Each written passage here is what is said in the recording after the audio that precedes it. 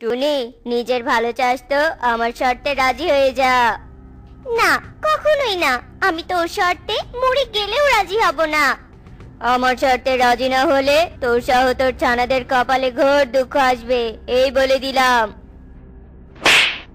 যা বলেছিস বলেছিস। আমার ছানাদের নাম আর দ্বিতীয়বার মুখেও তুলবি না। যদি মুখে তুলিস তোর ওই মুখ আমি আগুন দিয়ে পুড়িয়ে দেব। টুনি, আমার গালে থাপ্পড় মেরে নিজের কপালে আরো বেশি দুঃখ টেনে নিলি। এর ফল তোকে পোহাতেই হবে। বনের মধ্যে মোরল ঈগলের বিশাল বড় একটা কারখানা ছিল, যেখানে বনের পাখিরা ফসল কেনাবেচা করত। তোরা এসে গেছিস? দে দে, এক এক করে বস্তাগুলো আমার সামনে নিয়ে আয়। মাপজোক করে দাম মিটিয়ে দিব। মোড়ল মশাই, ফসল মাপার আগে সবার ফসল দেখে নিন। এমনও হতে পারে ফসলে ভেজাল মেশানো আছে। বিশেষ করে এই টুনির ফসল পরীক্ষা করুন। টুনি চা ছল চাতুরি করে এতদিন আপনাকে ভেজাল মেশানো ফসল দিয়েছে, আপনি টেরও পাননি। যজ্ঞ, চুপ কর বলছি। একদম বাজে কথা বলবি না। মোড়ল মশাই, এর কথা একদম বিশ্বাস করবেন না। আসলে যে খারাপ চরিত্রে, সে তো অন্যকে খারাপ ভাববেই, তাই না? আসলে যজ্ঞ নিজেই আপনাকে ভেজাল ফসল দিয়েছে। আমার মনে ওসব খারাপ চিন্তা ভাবনা নেই। আমি সব সময় সৎভাবেই কাজ করি। আর এতদিন সেসব ফসল আপনাকে দিয়েছি, সেখানে চুল পরিমাণ ভেজাল ছিল না। আহা, তোরা ঝগড়া থামাতো। টুনি, তোর বস্তা নিয়ে আমার কাছে আয়, আমি নিজেই পরীক্ষা করে দেখব। কি আমার ফসলে ভেজাল কি করে আসলো? মোড়ল, দেখুন দেখুন, এবার টুনির সততা কত নিচে নেমেছে। আপনাকে ভেজাল দ্রব্য দিয়ে ঠকাচ্ছে। এসব কি টুনি? তার মানে যোগ্য এতক্ষণে যা বলেছিল সব সত্যি? এর আগের সব ভেজাল ফসল তোরই ছিল? ছিছি টুনি, তুই আমার সাথে এমন বিশ্বাসঘাতকতা করলি। আমারই ভুল হয়েছিল। আগে থেকে সবার ফসল পরীক্ষা করে দেখা উচিত ছিল। না মোড়ল মশাই, দয়া করে আমাকে ভুল বুঝবেন না। আমি এমন অসৎ কাজ কখনো করি না। বিশ্বাস করুন, নিশ্চয়ই কেউ আমাকে ফাঁসিয়েছে। বিশ্বাস করুন। হ্যাঁ, আমি ফাঁসিয়েছি। আগে থেকেই তো ভেজাল ফসল আমি দিতাম। আর আজ দেখ, ভেজালের দায়ভার সব তোর উপর চাপিয়ে দিয়েছি। হা হা হা হা হা। চুপ কর, একদম চুপ। নেকা কান্না একদম কাঁদবি না। তুই আমার সাথে এতদিন বেইমানি করেছিস। শোন, আজকে থেকে তোর জন্য এই কারখানা চিরদিনের জন্য বন্ধ। তুই আর কোনোদিনও এই কারখানায় ফসল বিক্রি করতে পারবি না, আর বীজও কিনতে পারবি না। যা, চলে যা এখান থেকে। এই, তোরা ফসল নিয়ে আয়। টুনি মন খারাপ করে চলে যায়। মা, ও মা, তোমার কি হয়েছে? তুমি আমার মন খারাপ করে আছো যে? কি হয়েছে মা? মা, ও মা, বলো না মা। মারে, আজ ফসল বিক্রি করতে পারিনি। কে যেন আমার ফসলে ভেজাল মিশিয়ে দিয়েছে। তাই মোড়ল মশাই রেগে আমাকে তাড়িয়ে দিয়েছে রে, তাড়িয়ে দিয়েছে। মা, নিশ্চয়ই ওই দুষ্টু কাকটা আছে না, তোমার সাথে আবার শয়তানি করেছে গো। এর আগের বার তো আমাদের ঘরে আগুন লাগিয়ে দিয়েছিল। ওর জন্যই যত সমস্যা। আমারও তাই মনে হচ্ছে রে। ওই যজ্ঞ তো আমার একমাত্র শত্রু। মা, তুমি ফসল বিক্রি করতে পারোনি, তাহলে এখন আমরা খাবো কি? আর মুরুল দাদু তো তোমাকে তাড়িয়ে দিয়েছে। তাহলে এখন তুমি কি করে নতুন বীজ সংগ্রহ করবে গো? মারে, আমাদের জীবনে বিনা কারণে কখনো সমস্যা আসে না। সমস্যা এলে আমাদের একটাই সংকেত দেয় যে আমাদের কিছু একটা বদলাতে হবে। মোড়ল মশাই তাড়িয়ে দিয়েছে, তাতে কি হয়েছে? আমি অন্য উপায়ে কাজ শুরু করব। বিধাতা এক পথ বন্ধ করে দিলে অন্য পথ ঠিক খুলে দেয়। তোরা অবশিষ্ট শস্যগুলো খেয়ে নিস, আমি একটু জমিতে গেলাম। অনেক কষ্টে এই সামান্য কিছু চারা জোগাড় করলাম। এবার এগুলোই চাষ করব। হাতে কোনো টাকা পয়সা নেই, তাই এবার আমাকে অনেক পরিশ্রম করতে হবে। এই যা, আমার ঘুড়িটা তো উড়ে গেল। ফুলি ঘুড়ির পেছনে দৌড়াতে থাকে। এদিকে ঘুড়ি উড়ে এক বটগাছের ডালের ফাঁকে আটকে যায়। এখন কি হবে? আমি তো গাছে উঠতে পারি না, তাহলে আমার ঘুড়িতে কে পেরে দিবে? কেউ কি আছো এখানে? কেউ কি আছো? আমার ঘুড়িটা পেরে দাও না, পেরে দাও না আমার ঘুড়িটা। বোন দেখ, একটা মানুষের কন্যা কেমন করে চিৎকার করছে। ওর ঘুড়িটা মনে হয় গাছের ডালে আটকে গেছে। চল আমরা ঘুড়িটা ওকে দিয়ে আসি। এই নাও তোমার ঘুড়ি। তোমাদের দুজনকে অনেক ধন্যবাদ পাখির ছানা। আমি তো কিছুতেই ওই উঁচু গাছে উঠতেই পেতাম না। তোমরা বুঝি এই গাছে বাস করো? হ্যাঁ, আমরা দুপুন এই বট গাছেই বাস করি। তুমি বুঝি ঘুড়ি উড়াতে বনে এসেছো? হ্যাঁ, ঘুড়ি উড়াতে আমার খুব ভালো লাগে। তোমরা কি আমার সাথে ঘুড়ি উড়াতে চাও? হ্যাঁ হ্যাঁ, চাই চাই তো, আমারও ঘুড়ি ভালো লাগে। তাহলে চলো, আমরা তিনজন আজ থেকে বন্ধু, আর আমরা একসাথে প্রতিদিন ঘুড়ি উড়াবো, কেমন? চলো আমার সাথে চলো। জানো মা, আজকে একটা মানুষের কন্যার সাথে আমাদের বন্ধুত্ব হয়েছে। আমরা একসাথে অনেক মজা করে ঘুড়ি উড়িয়েছি, গল্প করেছি, খুব মজা হয়েছে। কি বলিস? মানুষের কন্যা? মারে, মানুষেরা ভালো হয় না। শুনেছি পাখির ছানাদের বন্দি করে নিয়ে পুষে রাখে। আর মিশিস না মানুষের কন্যার সাথে। তোর মা কি যে বলে তুমি?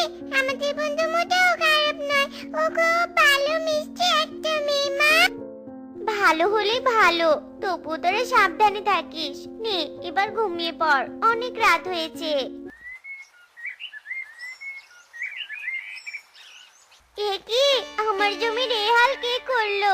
হায় হায়, এত পরিশ্রম বৃথা হয়ে গেল। আরে বেচারি, কি কষ্ট করে ফসল লাগিয়েছিল, ইস সব শেষ।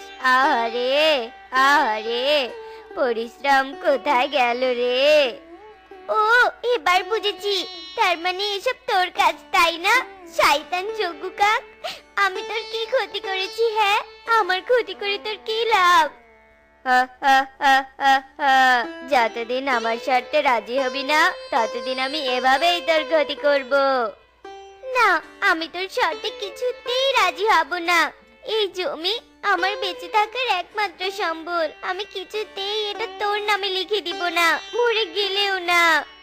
ঠিক আছে, আমার নামে লিখে দিবি না তো আমিও দেখবো কি করে তুই জমিতে ফসল ফলাস।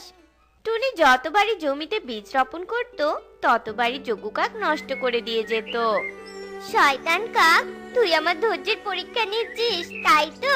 আমার ধৈর্য সম্পর্কে তোর কোনো ধারণাই নেই। আমি হাল ছাড়বো না, আমিও দেখাতে চাই তুই আমার আর কত ক্ষতি করতে পারিস, কত ক্ষতি করতে পারিস। কিরে বোন, আজ কেন জানি বন্ধু এখনো আসছে না?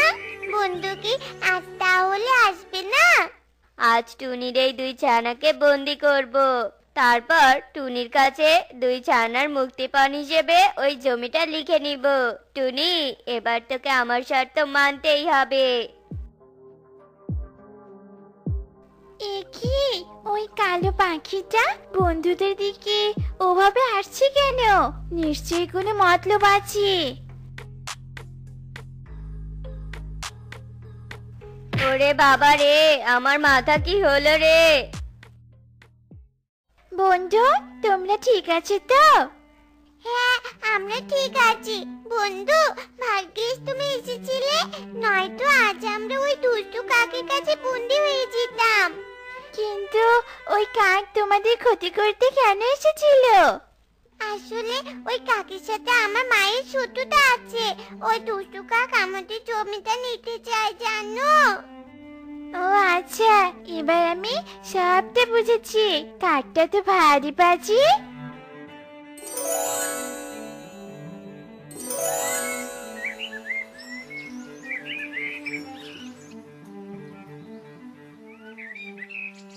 একে অবাক কাণ্ড, আমি তো জমিতে লাউয়ের বীজ রোপণ করেছিলাম, কিন্তু এখন সাইকেলের গাছ কি করে এলো? টুন টুন টুকি, দেখ মা, মা দেখে যা, কি কাণ্ড ঘটেছে। বাহ মা বাহ, কি অদ্ভুত গাছ, গাছে আবার সাইকেলও ধরেছে। নিশ্চয়ই এগুলো কোনো জাদুকরি গাছ মা, কিন্তু এমন গাছ কে রোপণ করেছে? আমি রোপণ করেছি। বন্ধু, তুমি এসেছো, আর কি বললে তুমি রোপণ করেছো? মানে তুমি তো মানুষ, তুমি জাদু কি করে করলে গো? হ্যাঁ, আমি তো মানুষ, কিন্তু সাধারণ মানুষ নই। আমি মায়াবী কন্যা, আমি মায়ার সাহায্যে জাদু করতে পারি গো। সেদিন তোমাদের মুখে সব কথা শুনে মনে হলো তোমাদের একটু সাহায্য করা উচিত। তুমি যদি জাদু করতে জানো তাহলে সেদিন ঘড়িটা নিচে পারলে না কেন? আসলে আমি না নিজের পরিচয় গোপন রেখে তারপর বন্ধুত্ব করি, আর যাকে আমার ভালো লাগে তাকে পুরস্কার করি। টুনি আন্টি, আমি বন্ধুদের মুখে তোমার অনেক কথা শুনতাম, সব কথা শুনে মনে হলো তুমি অনেক ধৈর্যশীল পাখি। তা না হলে ওই দুষ্টু পাখির এত অত্যাচার তুমি মুখ বুজে সহ্য করতে পারতে না। এই পুরস্কার তোমার ধৈর্যের ফল। আজ টুনির জমিতে পুকুর বানাবো, তারপর দেখি কোথায় চাষ করে ও। ওই জমি আমার করেই ছাড়বো। এ কি, টুনি জমিতে সাইকেল কখন চাষ করলো? বাপরে বাপ, কি সুন্দর সুন্দর সাইকেল। কি রে শয়তান কা, অবাক হচ্ছিস তো? শোন, কথায় আছে না, ধৈর্যের ফল সুমিষ্ট হয়। এতদিন তুই আমার অনেক ক্ষতি করেছিস, আর সেটা আমি মুখ বুজে সহ্য করেছি। একটা কথা শুনে রাখ, ধৈর্য কখনো কাউকে ঠকায় না, আর আমাকেও ঠকায়নি। আমি ধৈর্যের ফল পেয়েছি, এবার পারলে আমার ক্ষতি করে দেখা। আমি নিজের স্বার্থের জন্য সব করতে পারি। এই জমি আমার, এই সব সাইকেল গাছও আমার।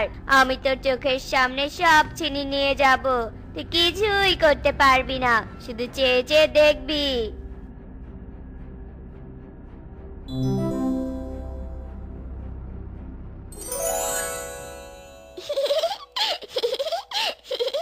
বেশ হয়েছে, বেশ হয়েছে, দুষ্টু কাক এবার বাপের সাজা পেয়েছে। এই মায়াবী সাইকেল গাছগুলো তোমাদের সকল চাহিদা পূরণ করবে, কেউ কোনোদিনও ক্ষতি করতে পারবে না। আমার মায়া শক্তি সব সময় তোমাদের রক্ষা কবচ হয়ে থাকবে। এবার বুঝতে পেরেছো? ব্যাস, সমস্যার সমাধান হয়ে গেল। মায়াবী কন্যা, এবার চলো এই খুশির দিনটা ঘুরি উড়িয়ে উদযাপন করি। এরপর মায়াবী কন্যা ফুলের সাথে টুনির দুই ছানা অনেক আনন্দে ঘুড়ি ওড়াতে থাকে।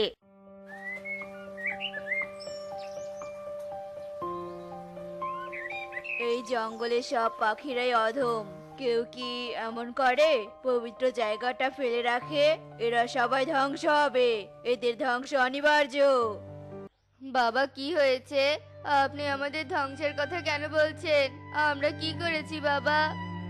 এই মাটির ওপর পবিত্রের ছোঁয়া আছে, এখানে আছে জলপরীর জাদু, আর তোরা এই পবিত্র জায়গায় অবমাননা করছিস, তাই তো তোদের ধ্বংস অনিবার্য। না না বাবা, ওভাবে বলবেন না। আপনি শুধু আমাদের বলুন কি করলে এই জলপরীর অভিশাপ আমরা কাটাতে পারবো।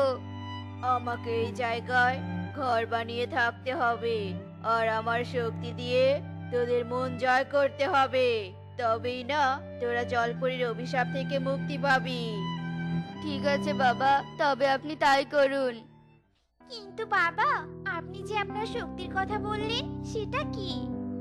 সেটা তোরা সময় হলেই বুঝতে পারবি। তার আগে তোরা এখানে ঘর বানিয়ে দে, আমি এখানে বসে এখন ধ্যান করব। ঠিক আছে বাবা, আপনি কোনো চিন্তা করবেন না, আমরা এক্ষুনি আপনার জন্য ঘর বানিয়ে দিচ্ছি। এই, তোরা এখনো সবাই এখানে দাঁড়িয়ে আছিস? তাড়াতাড়ি চল, কাঠখড়ি যে জোগাড় করতে হবে। এরপর বানটির কথা মতো সব পাখিরা কাঠখড়ি জোগাড় করে নিয়ে আসে আর খুব দ্রুতই সাধুর জন্য একটা ঘর বানিয়ে নেয়। আর সাধু সেই ঘরে ধ্যান করার জন্য প্রস্তুতি নেয়। এবার তোরা সবাই নিজেদের বাড়ি ফিরে যা। আমি এখন জলপরীর ধ্যানে বসবো। আর কাল সকালে সবাই প্রস্তুত থাকবি। আমি তোদের আমার শক্তির প্রয়োগ ঘটিয়ে দেখাবো। আচ্ছা ঠিক আছে বাবা। এরপর সবাই উৎফুল্ল মনে সেখান থেকে চলে যায়। আর এদিকে দেখতে দেখতে রাত হয়ে আসে, আবার রাত পেরিয়ে ভোর হয়ে আসে। এই চলো সবাই, সাধু বাবা আমাদেরকে তার শক্তি দেখাবে।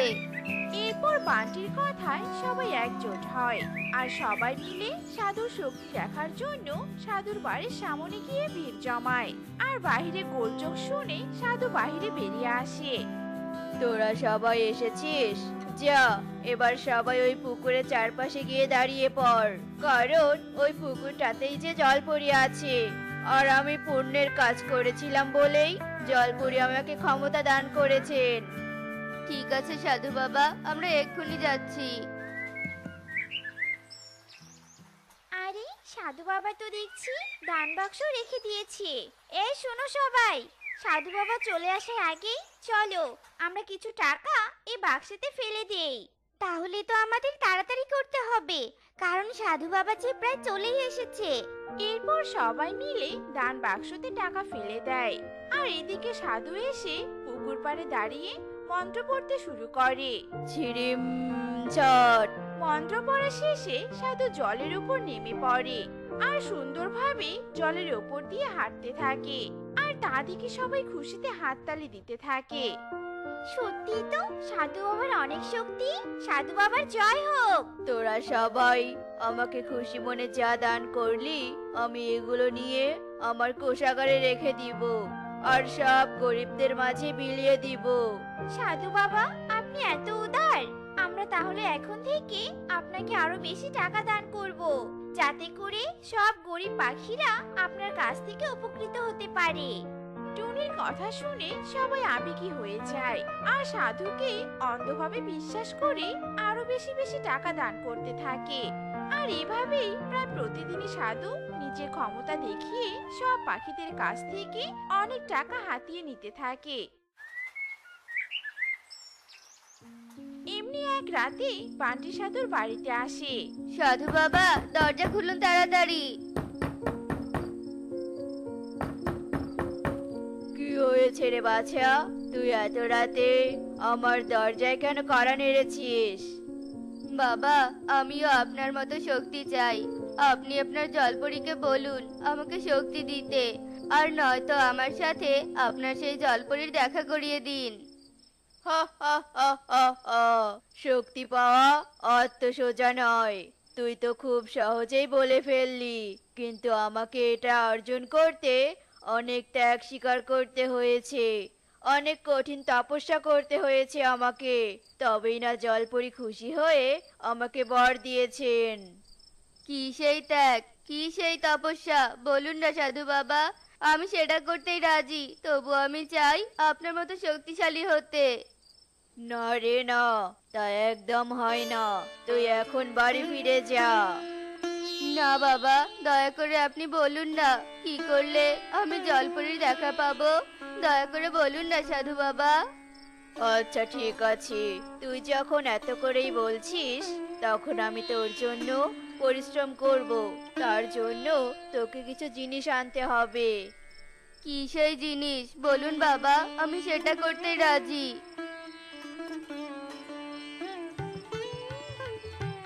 এখানে সব কিছু লেখা আছে, তুই এই কাগজে লেখা জিনিসগুলো নিয়ে আয়। এক ভরি সোনার গহনা, 20,000 টাকা, 2টো ডায়মন্ডের হার। বাবা এগুলো দিয়ে কি হবে? এগুলো জলপরীকে উৎসর্গ করে আমাকে ধ্যান করতে হবে। আর আমাদের ধ্যানে যদি জলপরী সন্তুষ্ট হয়, তাহলে তিনি আমাদের দেখা দিবেন। শুধু যে দেখা তা নয়, তোকে তোর শক্তিগুলোও দিবে। আচ্ছা ঠিক আছে বাবা, আমি এক্ষুনি গিয়ে নিয়ে আসছি। বান্টি সাধুর দেয়া কাগজটা নিয়ে বনের ভিতর দিয়ে হাঁটতে থাকে আর হাঁটতে হাঁটতে মাঝ পথে গিয়ে থেমে যায়। এই এতগুলো জিনিস আমি এত অল্প সময়ের মাঝে কি করে কিনবো? কিন্তু না কিনলেও তো আমি জলপরীর দেখা পাবো না। আর যদি আমি একবার জলপরীর দেখা পেয়ে যাই তাহলে আমার কাছে অনেক শক্তি থাকবে, আর আমি সেই শক্তিগুলো দিয়ে পুরো জঙ্গলকে কব্জা করতে পারবো। না না না, আমি পিছুপা হব না। আমার কাছে যা টাকা আছে আমি সেগুলো দিয়েই বরং গহনাগুলো কিনে আনতে পারবো। বান্টি আর কোনো কিছু না ভেবে সোজা বাজারে চলে যায় আর গহনাগাটি সব কিনে সাধুর কাছে নিয়ে আসে। বাবা, আমি আপনার কথা মতো সব এনেছি, আপনি তাড়াতাড়ি যজ্ঞ করতে বসুন। বসবো তো বটে, তবে তোর ওই কটা জিনিসে হবে না রে বাছা। তোকে যে আরো গহনা আনতে হবে, তবেই সম্ভব। এখনই তো কত জিনিস নিয়ে এলাম, এখনই আবার গয়না কেনার মতো তো আমার কাছে আর কোনো টাকা পয়সাই নেই। তাহলে বাবা, তুই শক্তির আশা একদম ছেড়ে দে আর বাড়ি ফিরে গিয়ে হাত পা গুটিয়ে বসে থাক। না না বাবা, তা নয়, আমি এক্ষুনি সবকিছু নিয়ে আসছি। প্রয়োজনে আমি আমার সব সম্পত্তি নষ্ট করে দিব, তবু আমার শক্তি চাই চাই। এই বলেই বান্টি নিজের বাড়িতে ফিরে যায়।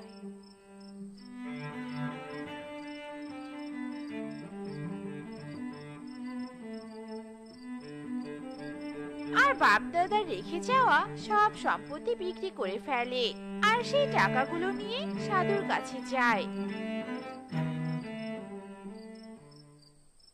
বাবা, আমি আপনার কথা মতো কাজ করেছি, এবার আর আপনি আমাকে ফিরিয়ে দিয়েন না বাবা। আমি যে আমার সব শেষ করে এসেছি। ঠিক আছে, এবার তুই শান্ত হয়ে বস। পাপিষ্ট, তুই পাপিষ্ট। আর পাপিষ্ট হয়ে কিনা তুই পবিত্র শক্তি অর্জন করতে এসেছিস? সরে যা, এক্ষুনি আমার চোখের সামন থেকে সরে যা। এ আপনি কি বলছেন বাবা? আমি তো কোনো পাপ করিনি, তাহলে কেন জলপরি আমাকে দেখা দিল না? অবশ্যই তুই কোনো পাপ করেছিস, আর তার কারণেই তোর এমন হয়েছে। এবার তুই তাড়াতাড়ি আমার সামন থেকে চলে যা। কোনো পাপিষ্টকে আমি আর একদম দেখতে চাই না। সাধু জোর করে বান্টিকে তার বাড়ি থেকে বের করে দেয় আর বান্টি সর্বস্ব হারিয়ে নিঃস্ব হয়ে কাঁদতে কাঁদতে রাস্তায় ঘুরতে থাকে। আমি পাপিষ্ঠ, তাই আর আমার বেঁচে থাকার কোনো অধিকার নেই, কোনো অধিকার নেই। এভাবেই বান্টি নিজেকে দোষারোপ করতে থাকে আর রাস্তা দিয়ে হাঁটতে থাকে। ওইদিকে টুনি তার পোষা কলা গাছ নিয়ে পড়ে যায় মহা বিপদে। আমি তো একাই কলা গাছটা তুলতেও পারছি না, এবার আমি কার কাছে সাহায্য নিব? টুনি তার গাছ ঠিক করার চিন্তায় বিভোর হয়ে পড়ে। তখনই সেই দিক দিয়ে এক কৃষক লাঙ্গল ঘাড়ে নিয়ে হেঁটে যেতে থাকে। এদিকে টুনি পাখির ছটফটানি দেখে কৃষক দাঁড়িয়ে পড়ে। আরে টুনি পাখি, কি হয়েছে তোমার? আমার পোষা কলা গাছে মাটিতে নুয়ে পড়েছে, আমি যে কিছুতেই এটাকে তুলতে পারছি না। ও সেই কথা, দাঁড়াও, এক্ষুনি আমি তুলে দিচ্ছি। তোমাকে অনেক ধন্যবাদ, তুমি আমার অনেক বড় উপকার করলে। ধন্যবাদ দিতে হবে না টুনি পাখি, একজনের বিপদে অন্যজনকে সাহায্য করা তো পরম ধর্ম। এবার তুমি থাকো, আমি বরং আসি, এদিকে যে অনেক কাজ পড়ে আছে আমার। এই বলে কৃষক সেখান থেকে চলে যায় আর টুনিও খুশি মনে নিজের বাড়িতে ফিরে যায়। এরপর দেখতে দেখতে কেটে যায় বেশ কিছুদিন। এদিকে সাধু দিনের পর দিন সব অসহায় পাখিদের জলপরীর সাথে দেখা করার কথা বলে অনেক অনেক টাকা পয়সা হাতিয়ে নেয়। আমি শুনলাম তোরা সবাই নাকি সাধু বাবাকে অনেক অনেক টাকা দিয়েছিস, কিন্তু কোনো উপকার হয়নি, সবাই পাপিষ্ঠ বলে ঘোষিত হয়েছিস। হ্যাঁ ঈগল দাদা, তুমি একদম ঠিক বলেছো। সবই বুঝলাম, কিন্তু একজন পাখির মধ্যে কি কেউ নেই যে পুণ্যর কাজ করেছে? ঈগল দাদা, এখানে আমি কোনো রহস্য দেখতে পাচ্ছি, আমাদের সবারই একটু হুঁশিয়ার হওয়া দরকার। টুনি একদম ঠিক বলেছে, আজ রাতে আমাদের সবাইকে সাধুর বাড়ি পাহারা দিতে হবে। সবাই ঈগলের কথা মেনে নেয়। এদিকে দেখতে দেখতে রাত হয়ে আসে আর সবাই মিলে সাধুর বাড়ির পাশে দাঁড়িয়ে থাকে। আর ঠিক তখনই সাধু তার ঘরে টাকাগুলো গুনতে থাকে। এই জঙ্গলের পাখিগুলো অনেক বোকা। আমি একটু নাটক করাতেই সবাই আমাকে বিশ্বাস করে নিয়েছে আর আমাকে এত এত টাকা পয়সা দিয়েছে। আর জলপরি, হা হা হা হা হা, জলপরি বলতে তো কিছুই নেই, সে আবার কি করে সবাইকে শক্তি দিবে? বাইরে থেকে সবাই সাধুর কথা শুনে ভীষণ রেগে যায় আর সবাই মিলে ঘরে ঢুকে সাধুকে মারতে শুরু করে। তুই আমাদের বোকা বানিয়েছিস তাই না? বোঝ এবার কত ধানে কত চাল। আসলে কখনো কাউকে অন্ধভাবে বিশ্বাস করা উচিত নয়, সবকিছু যাচাই বাছাই করে তবে বিশ্বাস করা উচিত। রহিমপুর বনে অনেক পাখির বসবাস। ওই বনে এক গরিব টোনা তার স্ত্রী টুনিকে নিয়ে বাস করত। টোনা যোগু কাকের কারখানায় কাজ করত। একদিন বিকেলে টোনা কাজ থেকে বাসায় এসে বলতে থাকে, গিন্নি, ও গিন্নি, কোথায় তুমি? এদিকে একটু এসো তো। সারাদিন তোমার মুখটা দেখিনি গো। কাজ থেকে এসে তোমার মুখটা না দেখলে আমার যে ভালোই লাগে না, এটা তুমি জানো না? টুনি রান্নাঘর থেকে সিঙ্গারা হাতে নিয়ে আসতে থাকে। আমায় না দেখলে নাকি আমার বানানো সিঙ্গারা না খেলে তোমার ভালো লাগে না বলো তো শুনি? আর সেটা আমি খুব ভালো করেই জানি, বুঝতে পেরেছো? রান্না তো তুমি বেশ ভালোই রাঁধো, তবে সিঙ্গারাটা খেতে একদম ফাটাফাটি। দাও দাও, তাড়াতাড়ি দাও তো দেখি। টোনা সিঙ্গারা নিয়ে খেতে খেতে বলে, শোনো গিন্নি, তোমার এই সিঙ্গারা শুধু আমি নই, যে কেউ খেলেই পাগল হয়ে যাবে জানো। তাহলে কারখানার কাজ বাদ দিয়ে সিঙ্গারার ব্যবসা শুরু করো না কেন? হ্যাঁ, সারাদিন কারখানায় কাজ করেও সংসার ভালো করে চালাতে পারি না, তার উপর আবার সিঙ্গারা। আচ্ছা বাদ দাও ওসব কথা, এখন ভাত খেতে দাও তো। টোনার কথা শুনে টুনি খাবার আনতে যায়। এভাবেই ওদের দিন চলতে থাকে। একদিন সকালে টুনি টোনাকে বলে, ওগো শুনছো? ঘরের চাল ডাল শেষ হয়ে আসতে ধরেছে, আর বর্ষাকাল আসতে বেশি দেরিও নেই। তাই বলি কি, আজকে কিছু চাল ডাল কিনে এনো তো, কেমন? গিন্নি, আমার কাছে এখন কোনো টাকা নেই। আজ যোগু দাদার কাছে কাজের বাকি টাকা নিয়ে চাল ডাল নিয়ে আসবো, তুমি কোনো চিন্তা করো না গো। এরপর টোনা কাজে চলে যায়। কাজ করতে করতে টোনার চোখ পড়ে যোগু কাকের দিকে। তাই টোনা যোগু কাকের কাছে যায়। যোগু দাদা, তোমাকে আমার একটা কথা বলার আছে। দাদা, বর্ষাকাল আসছে, ঘরে কোনো খাবার সংগ্রহ করা নেই, তাই বলি কি, তুমি যদি আমার কাজের বাকি টাকাগুলো দিতে তাহলে বেশ ভালো হতো। টোনা, এখন তো আমারও হাতে তেমন কোনো টাকা নেই। আর কয়েকটা দিন ভালো করে কাজ কর, তারপর সময় করে একদিন সব টাকা দিয়ে দিব। কি বলছো কি এসব? টাকা দিবে দিবে বলে তো 2 মাস চলে গিয়েছে, তুমি এখনো কোনো টাকা দিলে না। আর যদি তুমি আমাকে টাকা না দাও তাহলে আমি তোমার নামে থানায় মামলা করব, এই আমি বলে দিলাম। তোর তো সাহস কম নয়, তুই আমার এখানে কাজ করিস, আবার আমার নামে পুলিশে নালিশ দিবি? আজ থেকে তোর কাজ শেষ, দেখি তুই কি করতে পারিস। আসলে দাদা, আমি মজা করছিলাম গো। যজ্ঞ দাদা, আমাকে দয়া করে কাজ থেকে বের করে দিও না। তুমি কাজ থেকে বের করে দিলে যে আমাকে আর কেউ কাজ দিবে না জানো। যজ্ঞু টোনার কোনো কথাই শোনে না। টোনা মন খারাপ করে বাইরের দিকে রওনা দেয়। টোনাকে দেখে টুনি বলতে থাকে, কি ব্যাপার টোনা, আজ এত তাড়াতাড়ি বাড়িতে ফিরলে যে? আর তোমাকে এমন দেখাচ্ছে কেন? তোমার কি শরীর খারাপ নাকি টোনা? না গো গিন্নি, টাকা চাওয়ার কারণে যজ্ঞ দাদা আমাকে কাজ থেকে তাড়িয়ে দিয়েছে। হায় হায়, এখন কি হবে গো? কি করে আমাদের সংসার চলবে? হে ঈশ্বর, এ তুমি কি করলে? কি আর হবে, তুমি যে সেদিন মজা করে বলেছিলে সিঙ্গারা বিক্রির কথা, এখন আমাদের সেই সিঙ্গারা বিক্রি করে দিন কাটাতে হবে গো। চিন্তা করো না গিন্নি, ঈশ্বর যা করে সব মঙ্গলের জন্যই করে। দেখবে একদিন আমরা সিঙ্গারা বিক্রি করেই যজ্ঞ দাদার চেয়ে ধনী হয়ে যাব। তাই যেন হয় গো। এখন এসো, তোমার মুখটা কেমন যেন শুকিয়ে গেছে, এক গ্লাস জল খাও তো।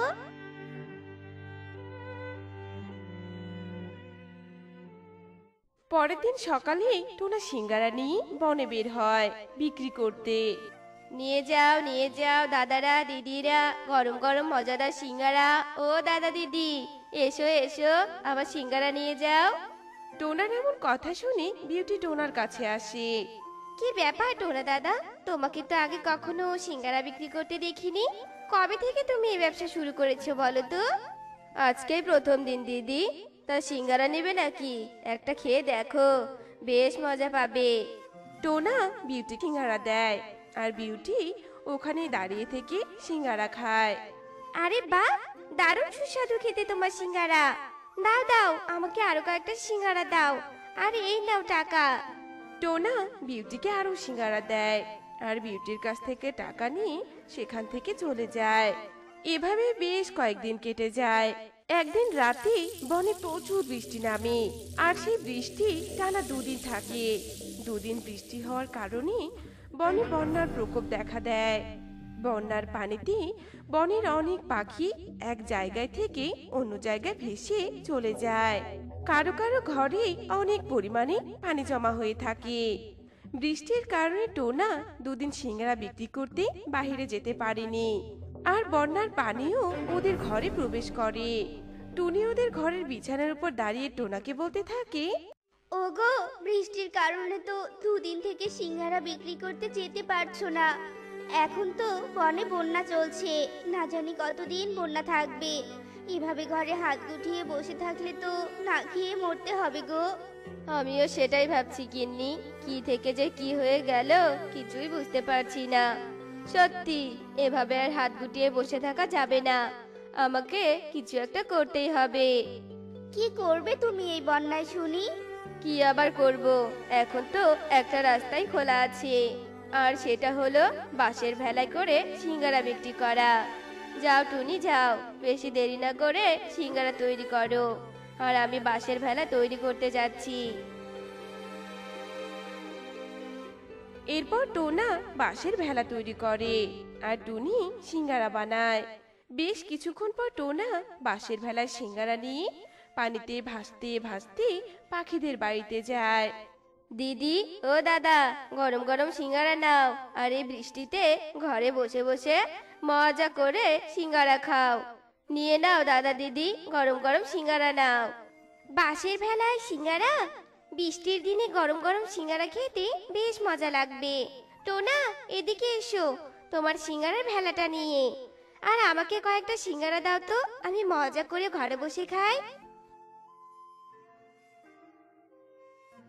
টোনা বিউটিকে সিঙ্গারা দেয়, আর বিউটি টোনাকে টাকা দেয়, আর টোনা সেই টাকা নিয়ে সেখান থেকে চলে যায়। এভাবেই টোনা সারাদিন বাঁশের ভেলায় করে সিঙ্গারা বিক্রি করতে থাকে। আর বাড়িতে ফেরার পথে টোনা কারো কান্নার আওয়াজ শুনতে পায়। বাঁচাও, আমাকে বাঁচাও কেউ দয়া করে, আমি ভেসে যাচ্ছি, মরে গেলাম, দয়া করে কেউ আমাকে সাহায্য করো। আরে ওখানে তো যজ্ঞ দাদা ভেসে যাচ্ছে দেখছি, এক্ষুনি যজ্ঞ দাদাকে আমার বাঁচাতেই হবে। টোনা তার বাঁশের ভেলা নিয়ে যোগু কাকের কাছে যায়, আর যোগুকে তার ভেলায় তুলে নেয়। যোগু হাঁপাতে হাঁপাতে বলতে থাকে, তোকে অনেক ধন্যবাদ টোনা, আজ তুই না থাকলে আমি মরেই যেতাম। আমার ঘর পানিতে ডুবে গেছে, এখন আমি কোথায় থাকবো, কি খাবো, কিছুই বুঝতে পারছি না রে। দাদা তুমি চিন্তা করো না, তুমি আমার বাড়িতে থাকবে, পানি না কমা পর্যন্ত আমার বাড়িতেই খাবে, বুঝেছো? টোনা, তুই সত্যি অনেক ভালো রে। আমি সেদিন টাকা না দিয়ে তোর সাথে অনেক বড় অন্যায় করেছি। সেদিন তোকে টাকা দিলে আজ তোকে এত কষ্ট করে বাঁশের ভেলায় সিঙ্গারা বিক্রি করতে হতো না। টোনা, তুই আমাকে ক্ষমা করে দে। দাদা আমি তোমাকে অনেক আগেই ক্ষমা করে দিয়েছি, তুমি অনেক ক্লান্ত এখন, এখন চলো তো চলো। টোনা যোগু কাককে তার বাড়িতে নিয়ে যায়, আর বন্যা না কমা পর্যন্ত তার বাঁশের ভেলায় করে সিঙ্গারা বিক্রি করতে থাকে, আর সুখে শান্তিতে দিন কাটাতে থাকে।